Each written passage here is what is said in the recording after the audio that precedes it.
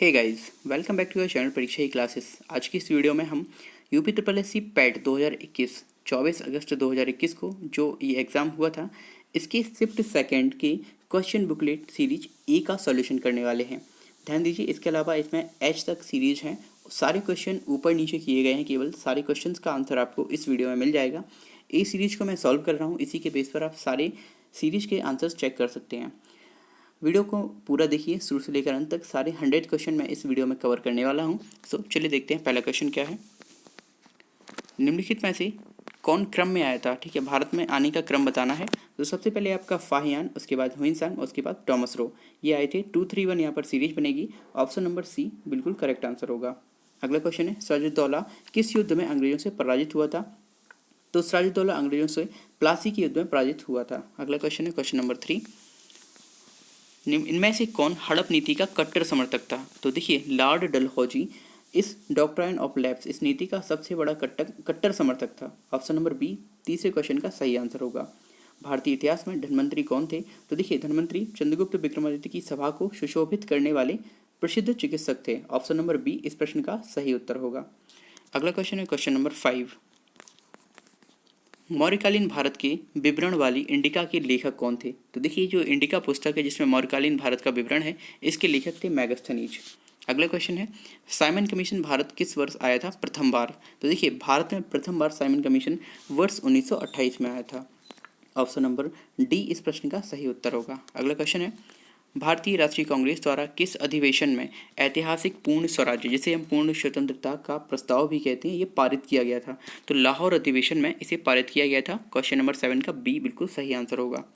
अगला क्वेश्चन है, निम्न का मिलान करें। तो मिलान करना है, इंडियन नेशनल आर्मी, इसकी स्थापना लाला सुभाष चंद्र बोस ने करी थी।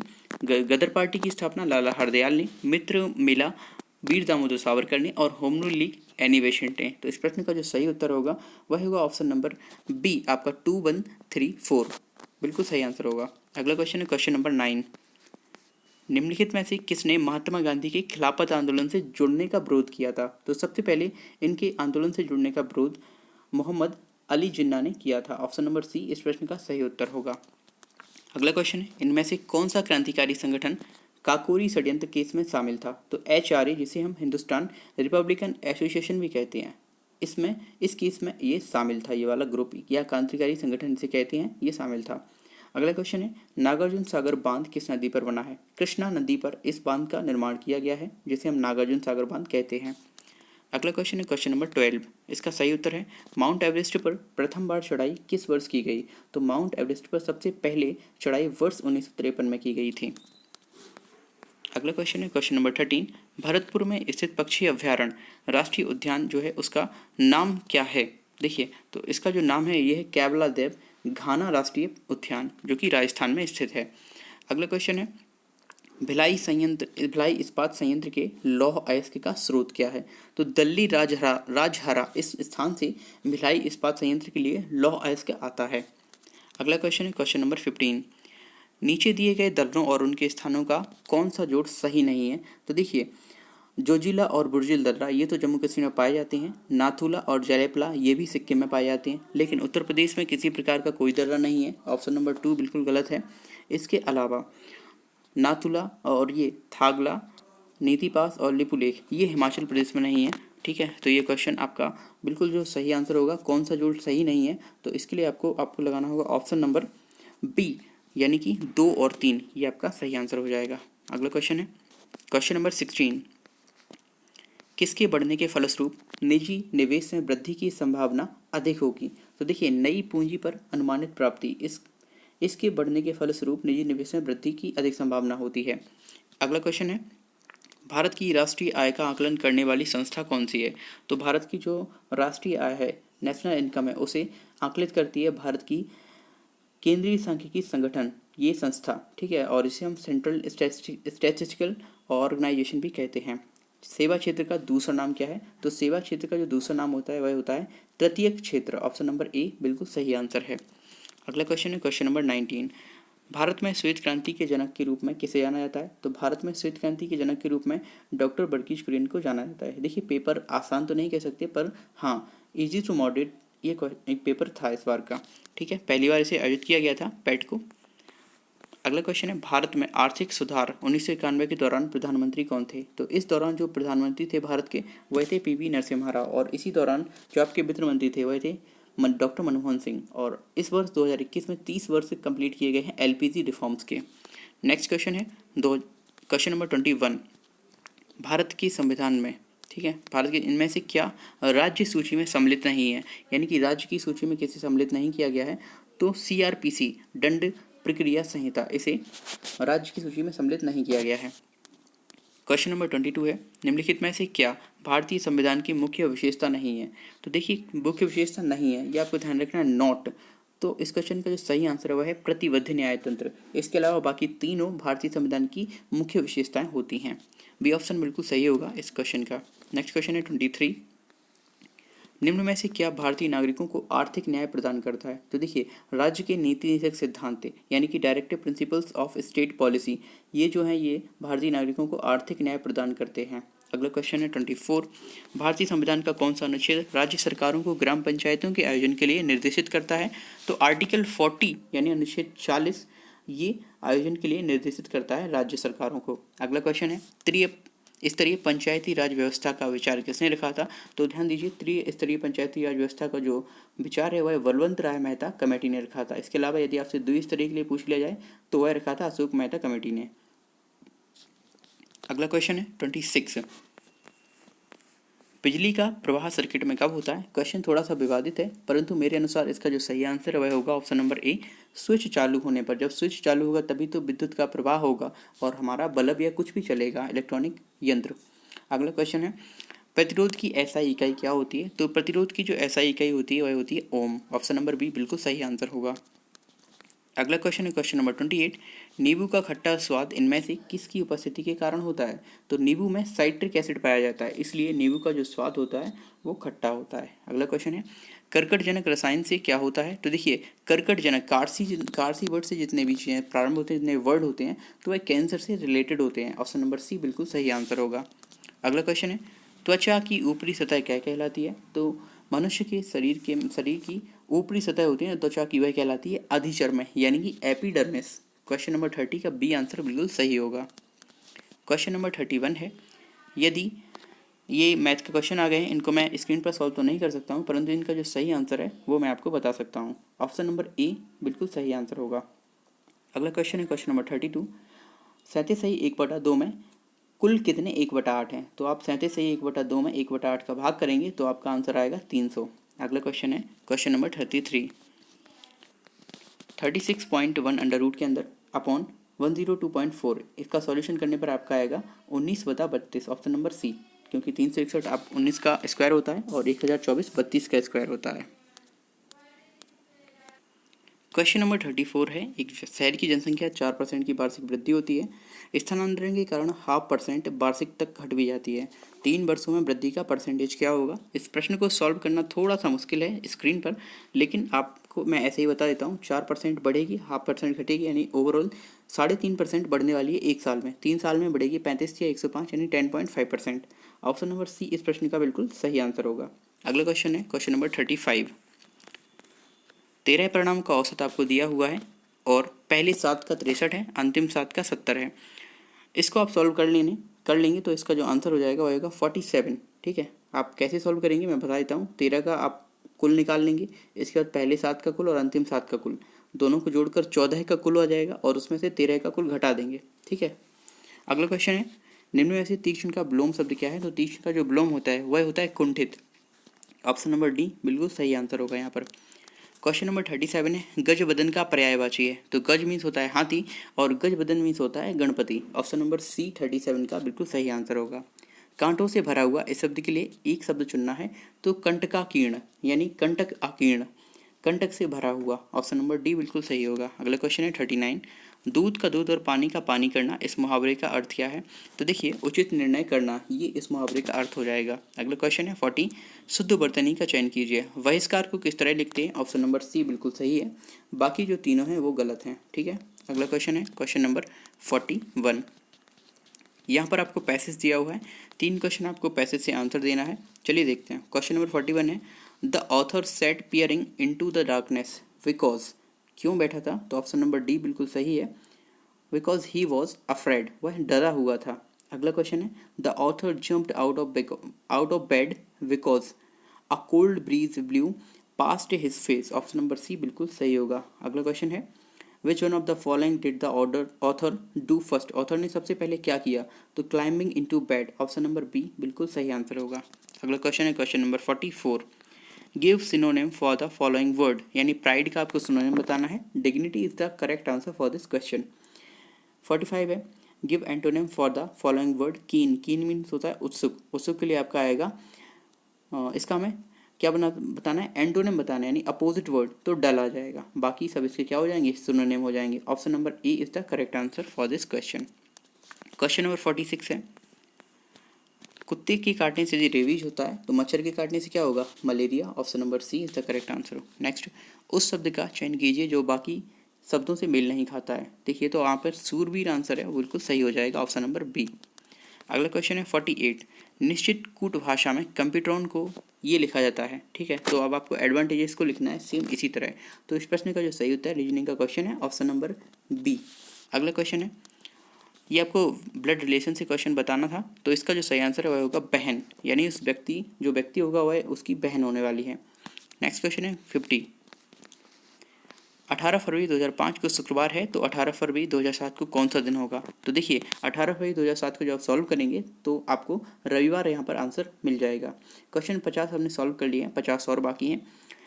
वीडियो आपको अच्छा लगे तो वीडियो को लाइक और चैनल को सब्सक्राइब करना बिल्कुल भी ना भूलें। अगला क्वेश्चन है 51, भारत के उस प्रथम राज्य का नाम क्या है जिसने अपने सभी निवासियों को स्वास्थ्य बीमा प्रदान किया है। तो राजस्थान ऐसा प्रथम स्टेट है जिसने अभी सभी निवासियों को स्वास्थ्य बीमा प्रदान किया है। नेक्स्ट क्वेश्चन है क्वेश्चन नंबर 52, आरबीआई ने 22 जुलाई 2021 को किस भुगतान तंत्र को नए कार्ड जारी करने पर प्रतिबंध लगा दिया है। तो मास्टर कार्ड पर यह प्रतिबंध लगाया गया है। ये ऑप्शन बिल्कुल सही है। योग के बारे में जागरूकता बढ़ाने के उद्देश्य से भारत में किसके द्वारा मोबाइल ऐप नमस्ते योग शुरू किया गया था। तो ये आयुष मंत्रालय के द्वारा सबसे पहले प्रारंभ किया गया। अगला क्वेश्चन है क्वेश्चन नंबर 54, टोक्यो पैरालंपिक्स 2021 में किसको भारतीय दल के ध्वजवाहक के लिए नामित किया गया था। तो मरियप्पन थंगावेलु, इनको भारतीय दल की ध्वजवाहक के लिए नामित किया गया था। अगला क्वेश्चन है 2021-22 के दूसरे क्वार्टर यानी कि जुलाई सितंबर के लिए सुकन्या समृद्धि खाते की जो ब्याज दर है वो कितनी है। तो ये रखी गई है 7.6%।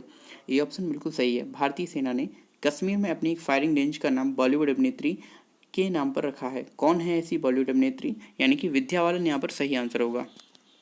अगला क्वेश्चन है 57, वर्ष 2021 के लिए किस देश का पासपोर्ट विश्व में सबसे शक्तिशाली पासपोर्ट की श्रेणी में सबसे ऊपर है, टॉप पर है। तो ये जापान का है। अगला क्वेश्चन है 58, तमिलनाडु विधानसभा 2021 का चुनाव किस राजनीतिक दल ने जीता है। तो देखिए ये डीएमके ने जीता है। वहाँ पर एक पार्टी है डीएमके और एआईडीएमके भी है, परंतु ये जो चुनाव जीता है वो जीता है डीएमके ने। नेक्स्ट क्वेश्चन है वैश्विक शांति सूचकांक 2021 में कौन सा देश शीर्ष पर है। तो आइसलैंड नाम का एक देश है, ये वैश्विक शांति सूचकांक की लिस्ट में 2021 की लिस्ट में सबसे टॉप पर है। सी ऑप्शन बिल्कुल सही होगा।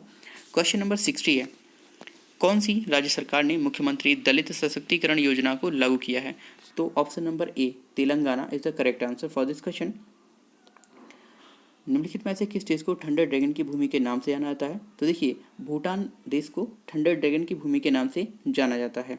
अगला क्वेश्चन है 62, रियाद किस देश की राजधानी है। तो सऊदी अरब की राजधानी रियाद है। क्वेश्चन नंबर 63 है, क्षेत्रफल की दृष्टि से भारत का निम्न में से कौन सा राज्य सबसे छोटा है। तो देखिए राज्यों की बात करें तो गोवा यहाँ पर सबसे छोटा राज्य होने वाला है ऑप्शंस के अकॉर्डिंग भारत का। अगला क्वेश्चन है, राज्य के चुने हुए सदस्यों का कार्यकाल कितने वर्ष का होता है। तो देखिए राज्यसभा के चुने हुए सदस्यों का कार्यकाल टोटल 6 वर्ष के लिए होता है।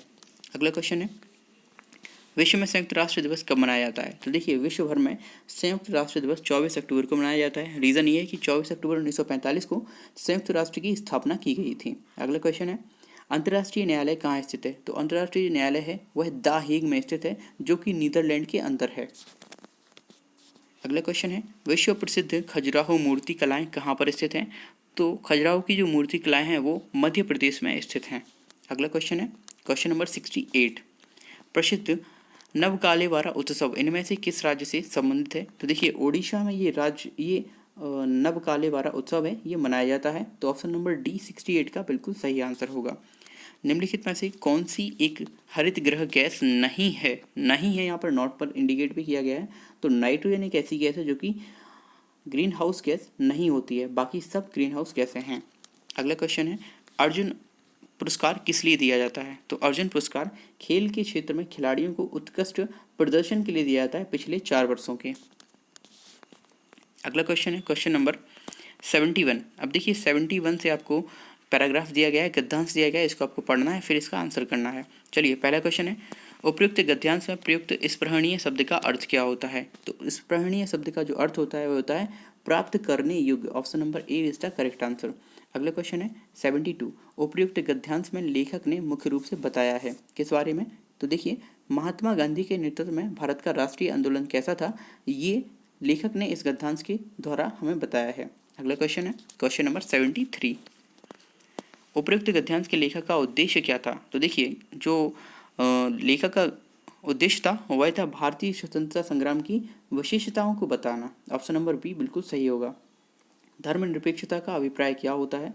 तो देखिए सभी धर्मों का आदर करना, ये धर्मनिरपेक्षता का अर्थ है। ऑप्शन नंबर ए बिल्कुल सही आंसर होगा।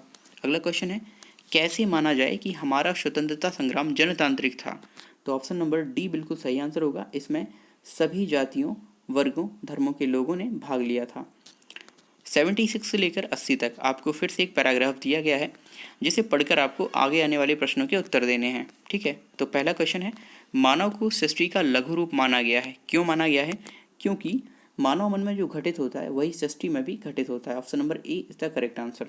अगला क्वेश्चन है, वैज्ञानिक दृष्टि का जो अपेक्षाकृत अभाव होता है वह किन में होता है? तो साहित्य शास्त्रियों में वैज्ञानिक दृष्टि का अभाव पाया जाता है। ऑप्शन नंबर बी बिल्कुल सही आंसर है 77 का। अगला क्वेश्चन है, मानव शरीर को यंत्रवत कहा गया है। क्यों कहा गया है? क्योंकि अवयव रूपी पुर्जे विकृत होने से शरीर यंत्रवत निष्क्रिय हो जाता है। 78 का सी बिल्कुल सही आंसर होगा। अगला क्वेश्चन है 79। शल्य चिकित्सकों द्वारा स्वीकार की गई दायित्वपूर्ण चुनौती थी। तो इस प्रश्न का जो सही उत्तर है वह होगा अंग प्रत्यारोपण द्वारा शरीर को सामान्य बनाने की चुनौती। अगला क्वेश्चन है 80। अनुच्छेद में प्रयुक्त निरामय शब्द का पर्याय क्या है? तो निरामय जो शब्द है इसका जो अर्थ होता है वह होता है स्वस्थ। ऑप्शन नंबर बी बिल्कुल सही आंसर होगा। अगला क्वेश्चन है 81। आपको 81 से लेकर 85 तक ग्राफ दिया हुआ है, रेखाचित्र, इसमें से सॉल्व करके आपको आंसर देने हैं। तो पहला क्वेश्चन है, उत्पादन अधिकतम स्तर तक इस वर्ष घटा। 81 आपको ग्राफ देखते हुए ये सॉल्व करने हैं। तो 2015-16 इसमें उत्पादन स्तर जो अधिकतम स्तर तक घटा था इस वर्ष का। अगला क्वेश्चन है, उत्पादन में पिछले वर्ष की तुलना में वर्ष डैश के दौरान अधिकतम वृद्धि हुई। तो देखिए वर्ष 2013-14 के दौरान मैक्सिमम यहाँ पर वृद्धि दर्ज की गई थी। अगला क्वेश्चन है क्वेश्चन नंबर 83। प्रथम 3 वर्ष के दौरान औसत क्या था? तो 3 वर्षों का औसत आपको ज्ञात करना है, वेरी इजी। क्वेश्चन नंबर इस 83 का आंसर है वो 48 MT 48 metric ton. C answer बिल्कुल सही होगा। अगला क्वेश्चन है क्वेश्चन नंबर 84। सीमेंट का अधिकतम उत्पादन दर्ज हुआ किस वर्ष में दर्ज किया गया था? तो जो सीमेंट का मैक्सिमम उत्पादन था वह दर्ज किया गया था 2014-15 में। अगला क्वेश्चन है, 2011-12 के दौरान उत्पादन वृद्धि प्रतिशत पिछले वर्ष की तुलना में कितना था? तो 31.8% बिल्कुल सही आंसर है। इतना ये उत्पादन वृद्धि प्रतिशत दर्ज किया गया था। अगला क्वेश्चन नंबर 86 से लेकर 90 तक आपको ग्राफ दिया गया है जिसे देखकर आपको क्वेश्चन सॉल्व करने हैं। तो 86 प्रश्न है, इसका सही उत्तर होगा वर्ष 2014-15 से 15-16 के दौरान एक्स की आयात में वृद्धि परसेंट कितनी है ये बताना है। तो इस प्रश्न का जो सही उत्तर है वह है 33.33%। अगला क्वेश्चन है 87। सभी वर्षों के लिए वर्ष एक्स के आयात की वृद्धि का जो एवरेज है वह रुपए करोड़ में कितना है? इस प्रश्न का जो सही उत्तर है वह है 260 करोड़। बिल्कुल सही आंसर है। विगत 88 क्वेश्चन है, विगत कितने वर्षों तक एक्स का आयात एक्स के औसत आयत से अधिक था? तो 2 वर्ष तक। ऑप्शन नंबर सी बिल्कुल सही होगा। अगला क्वेश्चन है, एक्स के औसत आयत से अधिक आयत और एक्स के औसत आयत से कम आयत के वर्षों का अंतर कितना है? तो ये भी सही आंसर होगा। Option number B 2। वर्ष 2018-19 के दौरान एक्स की आयत में परसेंटेज वृद्धि सभी वर्षों की एक्स की आयत की उसके औसत से कितनी है? तो इस प्रश्न का जो सही उत्तर है वह है ऑप्शन नंबर डी 64.38%। ये प्रश्न थोड़ा सा माइल्ड सा कैलकुलेटिव था। क्वेश्चन नंबर 91 की बात करेंगे तो यहाँ पर आपको तालिका या एक सारणी दी गई है जिसे सॉल्व करनी है। मंगलवार को 91 है, मंगलवार को ए द्वारा बेची गई वस्तु तथा शनिवार को सी द्वारा बेची गई वस्तु का अनुपात कितना था, तो 7:9 ये अनुपात आपका आ जाएगा। सोमवार को डी द्वारा बेची गई वस्तु शनिवार को सी द्वारा बेची गई वस्तु का कितना प्रतिशत थी, तो इस प्रश्न का जो सही उत्तर है वह है ऑप्शन नंबर सी 44.44%। अगला क्वेश्चन है क्वेश्चन नंबर 93। बी, सी तथा डी द्वारा क्रमशः सोमवार, मंगलवार तथा शनिवार को बेची गई वस्तुओं का एवरेज क्या है, तो इस प्रश्न का जो सही उत्तर है वह एवरेज होने वाला है 44.33%।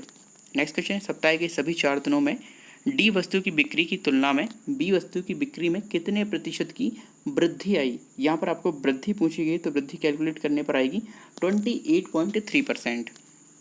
95 है सोमवार को बेची गई वस्तुओं की औसत और शुक्रवार को बेची गई वस्तुओं की औसत के मध्य कितना अंतर है। यहाँ पर आपको डिफरेंस बताना है दोनों के एवरेज का। सोमवार को जितनी वस्तु बेची गई उनका एवरेज और शुक्रवार को जो वस्तु बेची गई उनका एवरेज, दोनों के बीच डिफरेंस। तो इस प्रश्न का जो सही उत्तर होगा वह होगा 5.25।